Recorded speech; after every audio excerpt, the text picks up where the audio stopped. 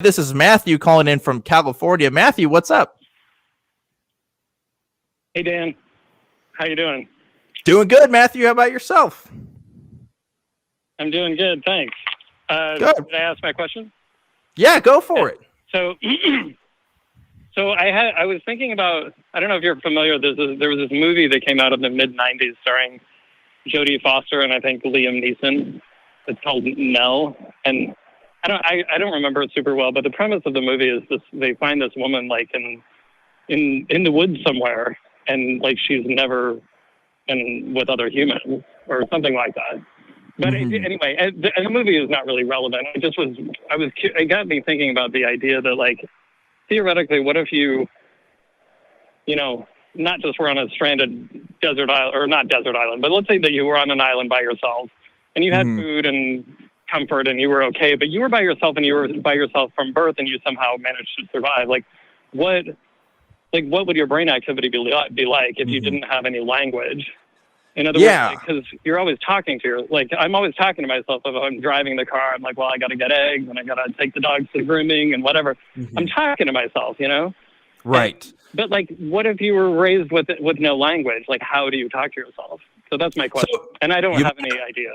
You might not be familiar with this, but this has specifically happened. There's a couple of examples of this. The most famous example of this was a girl named Jeannie, and you can look up her story. I think there's a couple different documentaries on her, but this girl Jeannie, and she's called Jeannie because that's a protective name because her real name is kept hidden, because she was a child when all of this happened. And so but if you look up Jeannie, so basically the story with her was she was kept in a locked room by her father for the first 13 years of her life.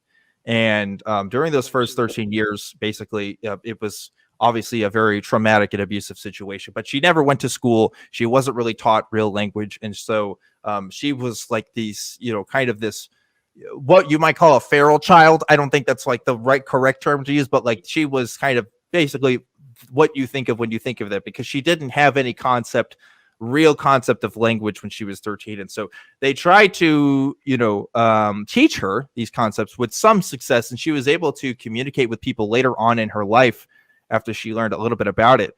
But where she's at today and, the full extent of her details have been kept hidden because she's been a ward of the state of, I believe, California for most of her life. But she has given some insights on what happens with people in those situations. Yeah. And basically, there's a lot of theories out there. If you look at the Whorf safer hypothesis and stuff about, how much does language actually define our reality? Can we have concepts of the world without the language to describe them? So like something I learned in my communication classes in college and content warning, this is, using language here, but the language of date rape. Okay. Date rape was the term that was a phrase that wasn't always a thing, but since it's become a thing and since that's become into the common vernacular and we've been able to report on it, there's been more cases reported of date rape happening. But there's this argument out there that says, well, in the past, before we were keeping track of this, people just didn't have that concept of calling it out. So people didn't even consider it as a thing in people's minds. So, there's a lot of debate as to how much language actually determines our worldview and stuff. And I wouldn't be able to give you an exact answer of what the true answer is right now. I don't know if anybody could, but there's a lot of research out there on it, Matthew. So it's a very fascinating topic. Right. Yeah. That's really interesting. I didn't know about the Genie example from California. Yes. I'll do some research. I don't know. I should just do some research and look it up, but I thought it might be an interesting subject for the show. Yeah, it is really fascinating because, what we have access to language helps us clearly communicate our world. But obviously, we have the problem of just being in our own heads. So we can't really examine what 5-year-olds and what 10-year-olds are really thinking in their own minds. But there's just a lot of fascinating research in linguistics and psycholinguistics that talk about this particular area of, language of philosophy here. And how we talk about it. It's a very rich and broad history that I can't talk about in a couple minutes on a call-in show, but definitely look into that. Cynthia, I don't know if you had any thoughts on this. Oh, wow. Okay. Yeah. Oh, okay. So I'm nowhere near familiar with Jeannie. Yeah. But I was just thinking about the whole thing that you brought up concerning about how much does language really delineate how we view the world around us. I would Right. conjecture I would conjecture that language more so it was developed, by humans. And in actuality, like we're not the only species on the earth that communicates with one another. But I would Right. conjecture that it was Right. developed more so that we can communicate with one another, so that we can build communities, so that we can build societies, so that we can, learn how to work together, Hmm. right? Mhm. Um, but we also use other, senses in order for us to kind of define or get some type of parameter of what our environment is. Mhm. I think of like babies.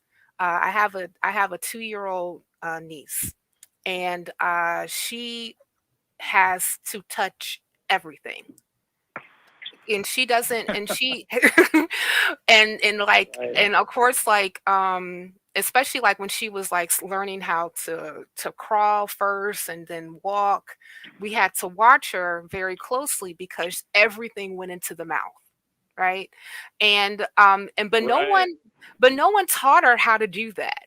Yeah. It's just like something that, automatically, like, oh, look, something on the floor, I'm going to put it in my mouth right now, but you know but I would but that is a automatic response of humans in order for us to kind of learn, like, Yep. what is good to ingest, what is not. Okay, this Yep. doesn't taste good, it's kind of hard and I can't chew it, so maybe I should spit it out. This Yes. is not going to give me nourishment, Yeah. etc., etc. So, so like when we so like just like trying to like put all that together, I would, say that if I could imagine like somebody like that's on like an island by themselves, but they still had like sustenance and water, and they could, they had like trees around Hmm. with palms that they can, like, make some type of shelter or something. Like I would imagine, like, what if, more likely, if they're by themselves, would language really matter? But does it really Yep. stop them from thinking? Would it stop them from trying to problem solve? Like, maybe I Mhm. can put together like some of these palms and twigs in order for me to make a shelter. Yeah. Maybe I So can do all these particular things. here's what Right. gets really tricky. Mm, Okay, so you're familiar with Coco the gorilla, right? yes. Remember Coco the gorilla? Okay, here's my hottest take I've ever said on Truth Wanted right here, right now. Everything you know about Coco the gorilla is a lie. It's a damn lie. Okay, everything you know about Coco is a lie. So, okay, this is going to get me to a whole rant on primatology and the research there. But a lot of the studies that we see between studying language with primates, including Coco and other primates that were tested to see if they could do sign language on, were really, really bad science. Mm, Really, really bad science. There's a great video on it on YouTube that talks about, I can't remember the name off my head, but there's other articles that have written about this.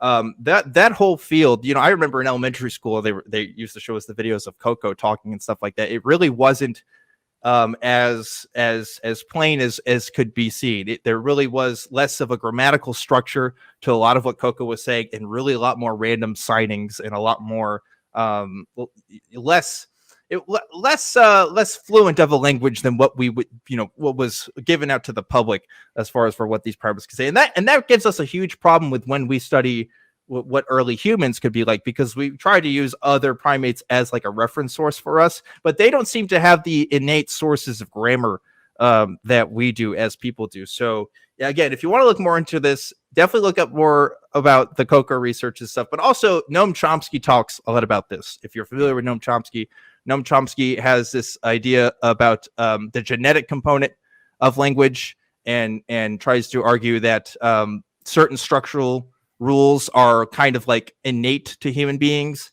rather than Mm. something else. So that there's a whole field out there, whole disciplines that talk about this stuff. But yes, everything you know about Coco is a lie, and I'm just gonna lay that down and let everybody else figure that out. So go look into that. that is the hill Okay. Dan will die on. Yes, I'm gonna start fights tonight, but I. it is what it is. So Matthew, that was a lot of information. But did you have anything else you want to say to that? No, that's great. That was perfect. I will do some research and dig into it deeper. Thanks for the chat. Sounds good, Matthew. Thanks for calling in, and appreciate the conversation there. Didn't think I was going to get on a soapbox tonight, but it had to be said. Okay, had to be said. A lot of crazy stuff going on there. Cynthia, you doing all right tonight? No, I'm good. I have my water. That's good. That was the first call. First call. Great. I didn't have like a meltdown.